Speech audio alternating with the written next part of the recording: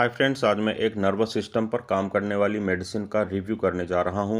नर्वोपिल 400 milligram tablet brand name से यह market में उपलब्ध होता है। इंड स्विफ्ट लेबोरेटरीज लिमिटेड के द्वारा इसका प्रोडक्शन किया जाता है। कीमत की अगर बात करें तो 10 टैबलेट का एक स्ट्रिप मार्केट में 16 रुपीज़ का उपलब्ध होता है। फ्रेंड्स, अगर अभी तक आपने मेरे चैनल को सब्सक्राइब नहीं किया है तो प्लीज़ चैनल को सब्सक्राइब कर लें। बेल आइकन को भी प्रेस करें ताकि आने वाले सारे वीडियोस की नोटिफिकेशंस आप तक आ जाएं और आप मेरा कोई भी वीडियो को मिस ना करें। अगर आपने इस प्रोडक्ट को इस्तेमाल किया है तो आपके क्या क्या एक्सपीरियंसेस रहे हैं कमेंट सेक्शन पर लिखकर मुझे ज़रूर बताएं। अगर आप मुझसे फ़ोन पर बात करना चाहते हैं तो कॉल मी ऐप के द्वारा आप मुझसे फ़ोन पर बात कर सकते हैं। लिंक डिस्क्रिप्शन पर है। आप ऐप डाउनलोड करें, उसकी फॉर्मेलिटीज़ को कंप्लीट करें और कॉल मी ऐप के द्वारा आप मुझसे बात कर सकते हैं। आइए फ्रेंड्स, वीडियो को शुरू करते हैं। सबसे पहले देखते हैं इसकी कंपोजिशन के बारे में। तो फ्रेंड्स, इसमें पिरासिटाम 400 मिलीग्राम की मात्रा में उपलब्ध होता है। अब देखते हैं इसकी कुछ वैकल्पिक ब्रांड्स के बारे में। तो फ्रेंड्स, परसेप्टाल 400 मिलीग्राम टैबलेट जिसे पल्स फार्मास्यूटिकल्स के द्वारा बनाया जाता है। न्यूरॉक्स 400 मिलीग्राम टैबलेट जिसे अपेक्स लेबोरेटरीज प्राइवेट लिमिटेड के द्वारा बनाया जाता है। निसिटाम 400 टैबलेट जिसे रिलायंस फार्मुलेशंस प्राइवेट लिमिटेड के द्वारा बनाया जाता है। ऑक्सीटाम 400 मिलीग्राम टैबलेट जिसे ऑक्सफोर्ड फार्मास्यूटिकल्स प्राइवेट लिमिटेड के द्वारा बनाया जाता है। और न्यूसिटाम 400 मिलीग्राम टैबलेट जिसे न्यू सर्च ऑर्गेनिक लिमिटेड के द्वारा बनाया जाता है। मार्केट में मिलने वाले सेम कंपोजिशन के साथ उपलब्ध ये कुछ ऐसे प्रोडक्ट हैं कि जो आप इस मेडिसिन के ना मिलने की स्थिति पर परचेस करके अपना काम चला सकते हैं। आपको इफेक्ट सेम मिलेगा क्योंकि इनके अंदर का जो साल्ट या मॉलिक्यूल होता है वह सेम होता है। अब देखते हैं फ्रेंड्स इस मेडिसिन के कुछ प्रमुख इस्तेमाल के बारे में। तो जैसा मैंने पहले ही आपको बताया है, यह नर्वस सिस्टम पर काम करने वाली एक मेडिसिन है और इस मेडिसिन को जनरली अल्जाइमर डिसीज़ के लिए, स्ट्रोक के लिए, पार्किंसंस डिसीज़ के लिए, एज रिलेटेड मेमोरी लॉस के लिए, हेड इंजरी के लिए और डिमेंशिया के लिए देने की एडवाइस की जाती है। अब देखते हैं फ्रेंड्स इसके कुछ कॉमन साइड इफ़ेक्ट के बारे में। तो फ्रेंड्स, नर्वसनेस का होना, वॉलंटरी मूवमेंट के एबनॉर्मल होना और वेट गेन का होना इसके कुछ कॉमन साइड इफ़ेक्ट के रूप में देखे गए हैं। अब बात करते हैं फ्रेंड्स इस मेडिसिन को इस्तेमाल कैसे करना चाहिए। तो नियरली ऑल वीडियोस में मैं आपको बताता हूं कि डॉक्टर के सजेशन का आपको पालन करना चाहिए। डॉक्टर के द्वारा सुझाए गए डोज और ड्यूरेशन यानी रेजिमेन के अनुसार मेडिसिन का सेवन करना चाहिए। मेडिसिन को साबुत निगलना चाहिए, इसे तोड़ना, कुचलना, चबाना या पीसना नहीं चाहिए। इस मेडिसिन को आप एम्प्टी स्टमक भी ले सकते हैं और खाना खाने के पश्चात भी ले सकते हैं, यानी खाली पेट और खाने के बाद दोनों तरह से आप इस मेडिसिन को ले सकते हैं। लेकिन खाली पेट लेने पर कभी कभी गैस्ट्रिक अपसेट की समस्या देखने को मिलती है, अतः बेहतर होगा कि आप मेडिसिन को भोजन करने के पश्चात ही लें। आपको इस चीज़ का ध्यान रखना चाहिए कि मेडिसिन को अगर आप एक निर्धारित समय पर लेते हैं तो मेडिसिन की जो इफ़िशियंसी होती है वह बढ़ती है। अब देखते हैं फ्रेंड्स यह मेडिसिन काम कैसे करती है। तो फ्रेंड्स, मैंने पहले ही आपको बताया है कि यह एक न्यूट्रोपिक मेडिसिन है और शरीर में एक केमिकल मैसेंजर्स बनता है जिसे एसिटिलकोलिन कहते हैं। उसकी गतिविधि को यह बढ़ाता है, उसकी एक्टिविटी को बढ़ाता है, जिसके कारण जो नर्वस सिस्टम होता है, नर्व सेल होते हैं, नर्व फाइबर होते हैं, उनके बीच का जो कम्युनिकेशन होता है वह बेहतर होता है। और आपके ब्रेन में या जो नर्वस सिस्टम होता है उसमें जो ऑक्सीजन सप्लाई होता है उसे भी यह इम्प्रूव करता है और जिसके कारण आपको इन जितने भी बीमारियां मैंने आपको पहले मेंशन किए हैं उसमें आपको राहत मिलती है। मेडिसिन से जुड़ी कुछ अन्य बातों के बारे में फ्रेंड्स आइए बात करते हैं। सबसे पहले मैं आपको बताना चाहता हूं कि जब आप मेडिसिन लेते हैं तो आपको कई प्रकार के सेडेटिव लक्षण आ सकते हैं, चक्कर आ सकता है।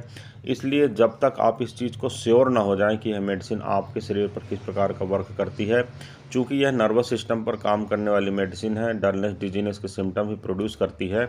अतः जब तक आप नहीं जान जाते कि आपके मस्तिष्क पर यह मेडिसिन कैसा प्रभाव डालती है तो आपको किसी भी प्रकार का कंसंट्रेशन का वर्क या ड्राइविंग या हैवी मशीनरी का वर्क आपको नहीं करना चाहिए।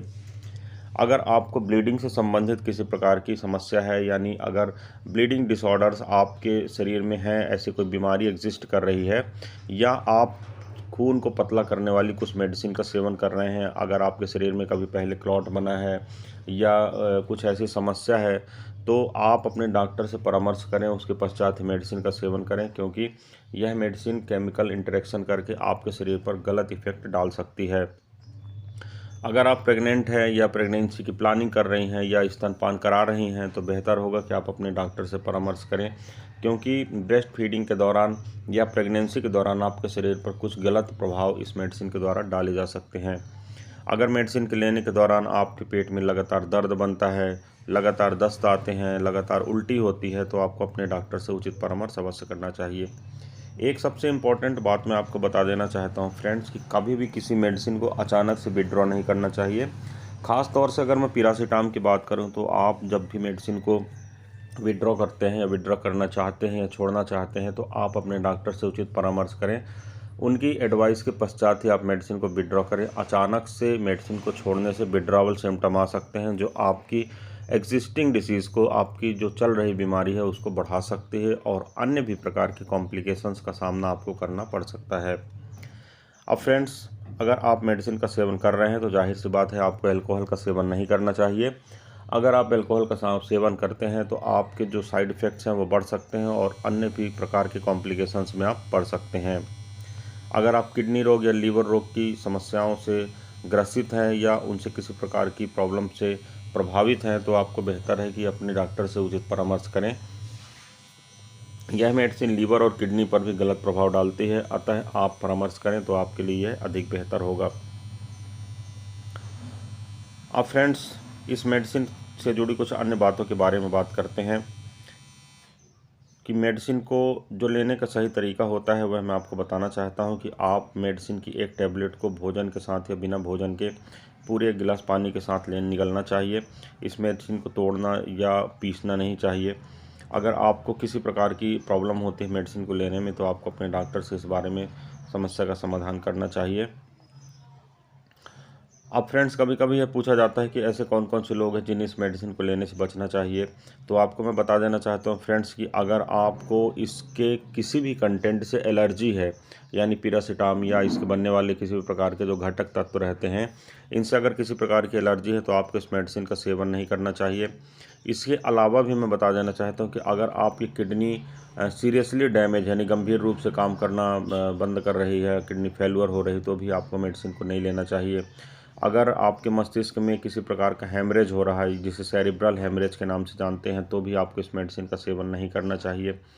अगर आप कोरिया की डिसीज़ से प्रभावित है, जिसे हंटिंगटन की डिसीज़ भी कहते हैं, इस मेडिसिन से इस डिसीज़ से अगर आप प्रभावित हैं तो भी आपको इस मेडिसिन को सेवन करने से बचना चाहिए। तो फ्रेंड्स, ये कुछ ऐसे स्पेसिफिक पॉइंट्स थे जिसे मैंने इसमें कवर किया है। और किस मेडिसिन को अगर आप लेते हैं तो आपके जो नर्व्स होते हैं उनमें कुछ अन्य प्रकार के मूवमेंट हो सकते हैं, जैसे ट्विचिंग हो सकता है, जर्किंग मूवमेंट हो सकता है, यानी आपके हाथ या पैर अचानक से फड़कन जैसी स्थिति में पड़ सकते हैं। तो आपको अपने डॉक्टर से इस बारे में परामर्श करना चाहिए। अपना लॉजिक लगा के मेडिसिन को अचानक से बंद नहीं करना चाहिए, अदरवाइज़ विड्रॉवल सिम्टम आ सकते हैं। जब भी मेडिसिन को बंद करना होता है तो एक टेपर डाउन शेड्यूल करके या मेडिसिन की खुराक को कम करके डॉक्टर इस मेडिसिन को बंद करने की एडवाइस आपको कर सकता है, अतः आपको अपने डॉक्टर का परामर्श अवश्य लेना चाहिए। तो फ्रेंड्स, ये था एक छोटा सा रिव्यू मेडिसिन के ऊपर। मैं उम्मीद करता हूँ फ्रेंड्स यह वीडियो आपको पसंद आया होगा। अगर वीडियो पसंद आता है तो प्लीज़ वीडियो को लाइक करें, चैनल को सब्सक्राइब करें। इस वीडियो में बस इतना ही। किसी अन्य अच्छे इंटरेस्टिंग टॉपिक के साथ आपसे फिर मुलाकात करता हूँ। तब तक के लिए गुड बाय। आपका दिन शुभ हो। जय हिंद।